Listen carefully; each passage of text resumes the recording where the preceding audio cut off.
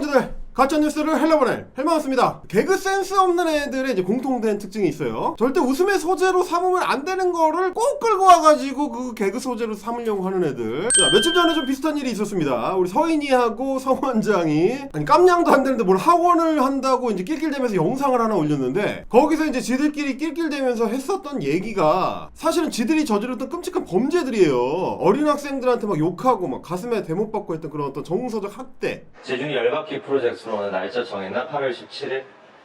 그거 왜 하품해요? 하품하는 경우의 수가 3가지가 있대. 졸리거나 뇌졸중이거나 어렸을 적에 어떤 폭력의 아픔이 있거나. 뭐예요, 셋 중에?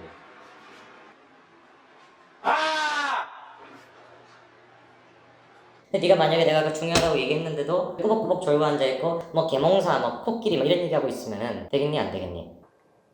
그럼 날 무시하는 게 되겠지. 너 이런 식으로 할 거야. 죄송합니다. 그럼 네가 수업하지 왜? 너 수업할 수 있어? 그리고 어디를 가네면 안 해요? 지들끼리 낄낄대고. 하여간 우리 서연이 그 처참한 개그 센스보다도 더 처참한 상식 수준을 보여주는 윤서인강 제3화 뚝배기 깨기를 오늘 해보도록 하겠습니다. 제목이 무려 독립운동가라고 다 훌륭한 사람들이 아니야. 친일파라고 다 나쁜 놈들이 아니야.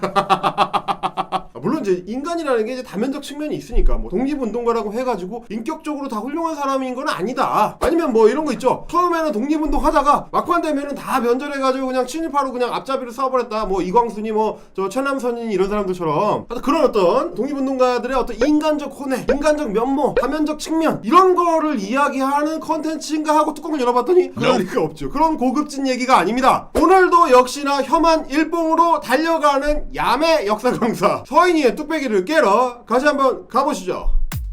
Hell yeah!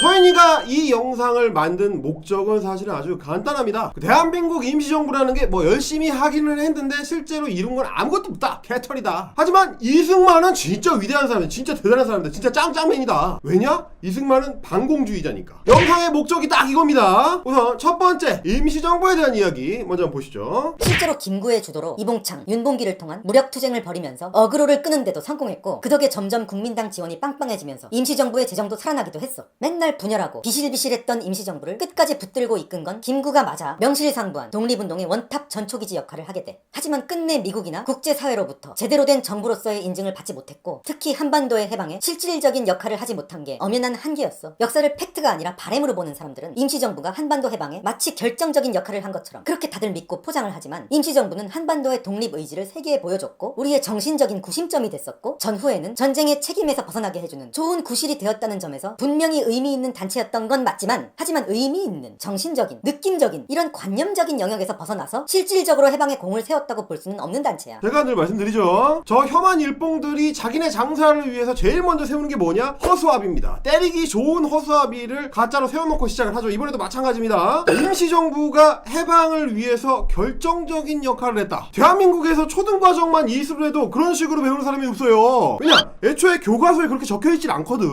자, 보십시오. 자, 한국 광복군을 창설을 하기는 했는데 연합군 일원으로 중국군하고 협력해가지고 이제 미군과 함께 일제를 몰아낼 작전을 준비를 하고 있었는데, 일제가 먼저 연합국에 항복하면서 국내 진공작전을 실행에 옮기지는 못했다라고 교육부에서 출간한 교과서에, 초등학교 교과서에 적혀 있습니다. 이렇게 초등학교 교과서 안에도 임시정부의 명백한 한계가 적혀 있어요. 자, 승전국 자격을 얻으려고 광복군을 창설해가지고 뭐 훈련도 하고 준비도 하고 했는데 결국은 국내 진공작전 해보지도 못하고 전쟁이 끝나버렸다. 그래서 해방 이후에 우리가 남의 손에 의해서 분단이 되게 된 거다. 이런 한계점들을 사실은 초등학교 때부터 쭉 배워요. 아니 이거 모르는 사람이 어딨어, 우리 서인이 빼고. 그런데 아까 서인이가 이런 개소리를 했죠. 임시정부는 정신적인, 느낌적인, 관념적인 그런 역할만 했다. 실질적 역할을 하지를 못했다. 미친놈 아니야?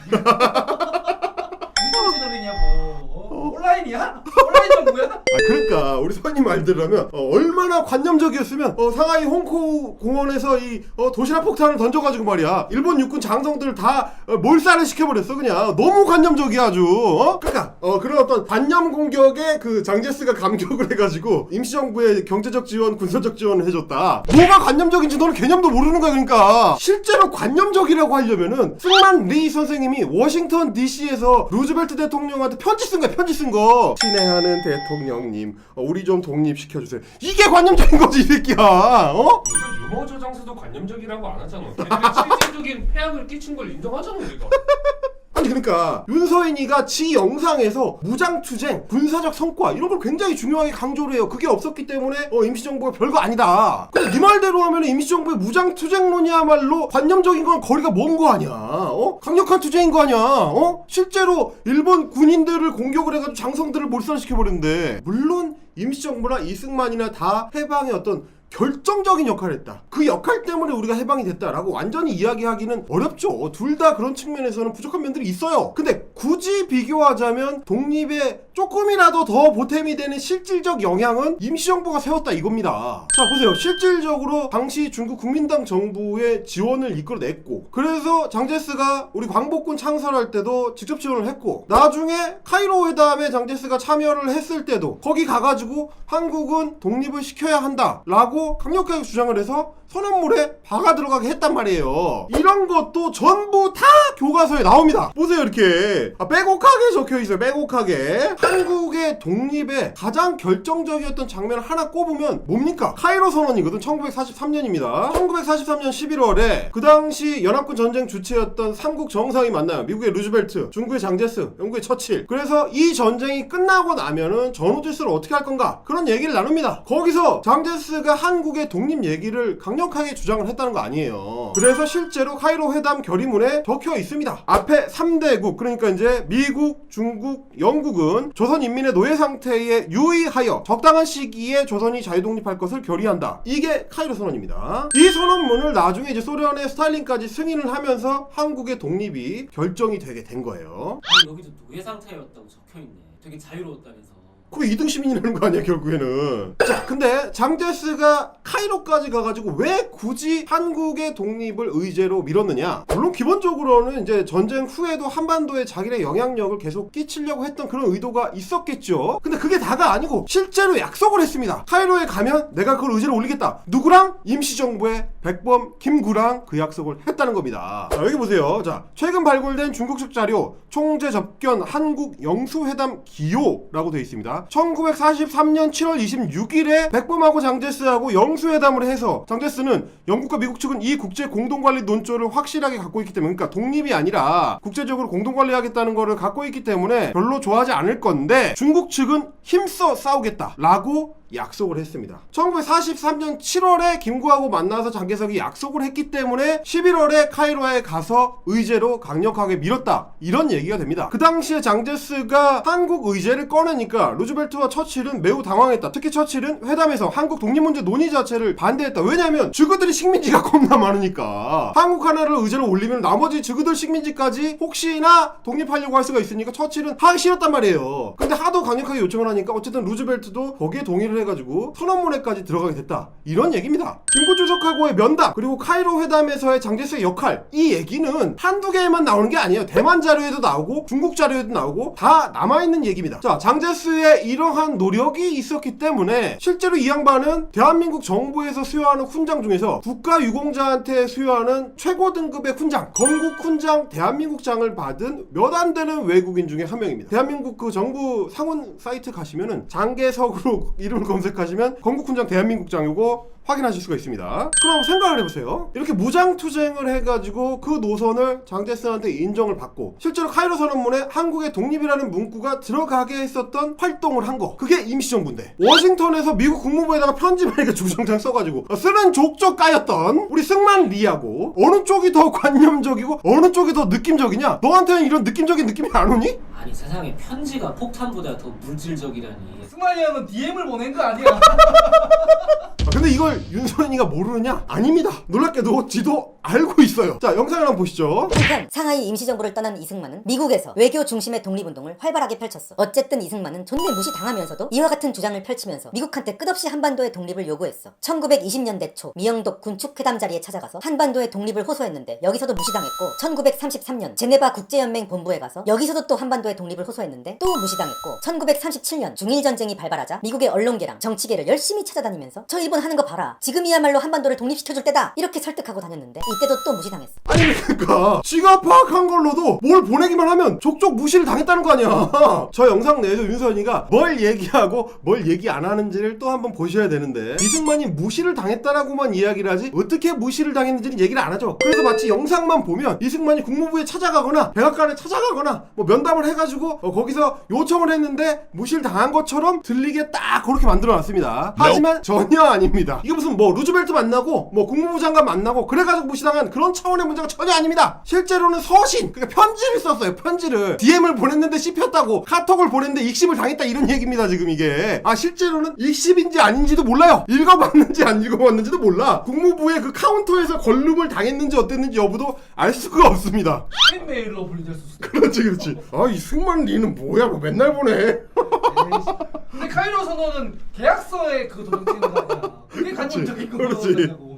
물론 뭐 어떤 활동이든지 간에 의미값이 완전히 제로다 라고 이야기할 수는 없겠죠. 그럼 혹시나 우리 서인이 말대로 저 카톡 익십의 대가 승만 리가 워싱턴에서 하와이에서 주구장창 했었던 그 외교 활동이라는 게 어떤 느낌적인 느낌으로다가 실질적인 성과가 있었느냐? 우리 서인이에 따르면 실질적 성과가 있었답니다. 뭐라고 하는지 한번 들어보시죠. 1941년 6월에 이승만은 책을 한 권 써서 미국에 출간을 해. 이 책의 제목이 바로 재팬 인사이드 아웃, 전부 영어로 집필한 책으로 내용은 일본의 영토 확장, 군국주의 야욕을 고발하고 곧 일본이 미국의 본토를 칠 거라는 일종의 예언서였지. 이 책이 나오고 딱 6개월 뒤 1941년 12월에 실제로 일본이 미국 본토를 공격하면서 그야말로 미국이 팔칵 뒤집어져. 미국은 이승만의 예언대로 엄청난 희생을 치렀고 급기야 이 책은 베스트셀러가 되고 수많은 미국 대중들에게 읽히게 돼. 이때부터 실제 미국 정치계는 물론 대중적으로도 이승만이라는 이름이 유명해짐. 그러자 이승만은 오케이, 지금이 기회다, 이 인지도와 인기를 등에 업고 바로 또 미국 국무부를 찾아가서 너 봐라, 내가 뭘 했냐, 내 말이 맞지? 자, 이게 끝이 아니다. 이제는 곧 소련이 한반도를 치고 내려올 것이며 이것이 미국의 큰 위협이 될 것이다. 그러니까 이거라도 빨리 막아야 한다. 그러려면 지금 상하이에 있는 대한민국 임시정부를 빨리 정식 정부로 승인하고 이제는 진짜로 니네가 한반도의 독립을 위해 나서야 한다. 이렇게 설득했는데 이게 또 무시를 당함.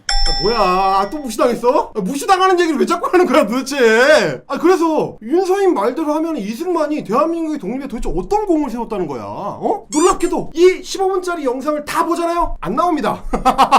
내가 15분 동안 공 들여서 봤는데 이승만이 그래서 대한민국의 독립에 어떤 실질적인 기여를 했다는 건지 단 한 줄도 안 나와요. 시간 아까워 죽겠어 아주 그냥. 이 사실은 대한민국의 독립이라는 게 당시 국제사회의 이해관계 속에서 우연과 노력의 어떤 그 콜라보레이션으로 결과물로 돌발적으로 튀어나온 그런 거에 가깝기 때문에 아무리 윤서인이가 뻔뻔해도 차마 이승만이 독립을 위해서 어떤 실질적 성과를 거뒀다라고 광고할 만한 게 없는 거야.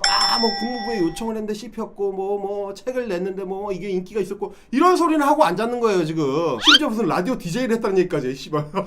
그리고 서인이가 얘기했던 재팬 인사이드 아웃이라는 책, 저 책이 무슨 예언을 했느냐? 예언을 하긴 뭘 개뿔 예언을 합니까? 실제로 저 책이 얼마 팔렸다 이런 것도 다 저 이승만 학당에서 퍼뜨린 얘기지 확인된 게 하나도 없어요. 일본이 언젠가 미국을 공격할 것이다 이런 얘기를 이승만만 했느냐? 그럴 리가 있겠습니까? 미국이 그걸 몰랐겠습니까? 자, 이거 보세요. 자, 미 해군은 세계 주요 나라를 가상적국으로 상정한 작전 계획을 준비하고 있었다. 특히 일본을 적으로 상정해 작성한 오렌지 계획은 진주만 피습 뒤 실제 미 해군이 사용했다. 이게 뭐냐? 태평양 전쟁 전에도 미국은 이미 오렌지 계획이라는 걸 수립을 해가지고 준비를 하고 있었어요. 진주만 공격 이후에 이걸 실제로 사용을 했어. 근데 뭐냐면 애초에 하와이 진주만에다가 태평양 함대를 전부 몰아놓은 것 자체가 일본과의 전쟁 상황을 상정한 그런 어떤 준비 과정이었단 말이에요. 여러 악재들이 겹쳐가지고 그 태평양 함대를 날려먹긴 했는데, 이거 보시면 루즈벨트는 이제 미국이 일본의 최후 통첩을 하기 전에도 전쟁 장관하고 이런저런 이야기를 나누고 있었습니다. 이런 자세한 내용들 여러분 저 넷플릭스에 올라와 있는 BBC의 다큐멘터리 10대 사건으로 보는 제2차 세계대전 진주만 편 보시면 다 아실 수가 있습니다. 서인이도 넷플릭스 좀 챙겨봐라. 그래서 1941년 당시의 정황은 너무 또렷해. 누구나 예측할 수 있었어. 근데 그 이전의 예언서라고 하려면 1934년 챌린지라는 책, 물론 뭐 음모론의 서사가 굉장히 짙게 깔려있지만 이 책이 오히려 예언서에 더 가깝죠. 하지만 이 책도 전혀 그런 식으로 받아들여지지 않습니다. 그런 식으로 예언을 따질 것 같으면은 안중근 의사가 1910년에 쓴 동양평화론이 더 예언서에 가깝죠. 일본 라이징 전이기도 하니까. 뭐냐?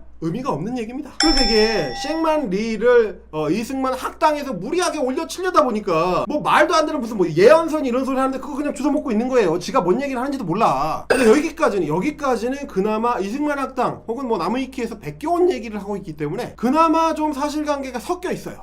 영상의 후반부로 가서 본격적으로 지 얘기를 하는 순간이 오면 어김없이 또 사고를 치게 됩니다. 한번 보시죠. 지금 우리가 추앙하는 김원봉 같은 사람들은 물론 심지어 김일성이까지도 다들 일본이랑 맞섰던 공산주의 혁명 투쟁가들이었어. 일본이랑 싸운 독립운동가들은 다 위대한 거야? 그럼 김일성이 더 위대한 거야. 그러니까 우리는 이걸 알아야 해. 이승만이 꿈꾸던 독립국가와 김일성, 김원봉이 꿈꾸던 독립국가는 천지 차이다. 그러니까 이런 얘기입니다. 독립운동가는 두 가지 부류다. 하나는 좌파, 하나는 우파. 근데 우파 안에서도 달라요. 왜냐면 쉥만 리, 런승만만 위대한 사람이기 때문에 김구 같은 우파 독립운동가도 뭔가 하자가 있는 사람이다 이거야. 그래서 김구는 가짜 우파, 공산주의자들이랑 타협할 수도 있었던 가짜 우파다. 이런 식으로 규정을 한단 말이죠. 그래서 진짜 우파 독립운동가는 이승만 뿐이다 이거야. 나머지는 다 나쁜 독립운동가. 이거 진짜 신박한 개소리 아닙니까? 일제강점기 하에서 어떤 활동을 하고 어떻게 자신을 던졌느냐, 그러다가 해방 이후에는 새로운 나라를 어떻게 만들고자 했느냐, 이거는 전혀 별개의 문제입니다. 당연히 별도로 평가를 받아야 되는 거죠. 근데 이거를 지 편할 대로 결과론으로 섞어가지고 평가를 하려고 하는 거예요. 김원봉이 어차피 북한으로 넘어갔으니까 김원봉은 나쁜 독립운동가다. 그래서 김원봉이 1920년대에 했던 활동도 다 결국 나쁜 거야. 말이 됩니까 이게? 뭐 좋아요. 색깔론에 환장하는 인간들 있죠. 그 다음에 여기까지만 했으면 평범하게 멍청한 색깔론으로 끝나요. 근데 우리 서인이는 절대 거기서 멈추지 않습니다. 자기 주댕이가 터지기 시작하면 폭주기관차가 되는 우리 서인이 결국 끝끝내 혐한 일봉의 본능이 가슴속에서 치받아 올라가지고 입 밖으로 튀어나오고야 만다. 이겁니다. 한번 보시죠. 우리는 공산주의 독립국가보다는 차라리 일제치하의 식민지 국가가 절대 다수의 국민들의 삶에 100만 배 더 낫다는 것을 너무너무 몰라. 한반도의 북쪽의 백성들은 결과적으로 차라리 독립이 되지 않은 일본인으로 살 수 있었다면 훨씬 더 행복했을 사람들이야. 독립만 되지 않았더라면 지금도 세계에서 제일 좋은 빨간 여권을 들고 해외여행 다니고 평양 미츠코시 백화점에서 라멘 먹고 돈카츠 먹고 뛰어난 의료 혜택을 누리면서 세계에서 가장 건강하게 오래 살고 글로벌 일본 회사 다니면서 노벨상까지도 탈 뻔한 사람들이 하필 공산주의 독립국가로 독립이 되는 바람에 인터넷도 못하고 3대 세습에 짓눌려서 거지같이 살다가 일찌감치 픽픽 죽는 거지. 근데 2020년 친일파가 아니고 약간 레트로 느낌의 1930년 친일파 같은 뭐 말을 어떻게 이렇게 할 수가 있지? 대단하지 않냐? 세계 최고의 일본 빨간 여권, 새빨간 일본 여권, 일본국이라고 써있는 이 빨간 여권, 이게 너무너무 갖고 싶은데 일본에서는 허용해주질 않습니다. 기와 받아주지 않아. 너무 가혹하다. 뭐 미쓰코시 백화점에서 쇼핑하고 말이죠. 라멘에 돈까스를 먹으면 나는 너무나 행복한 남자.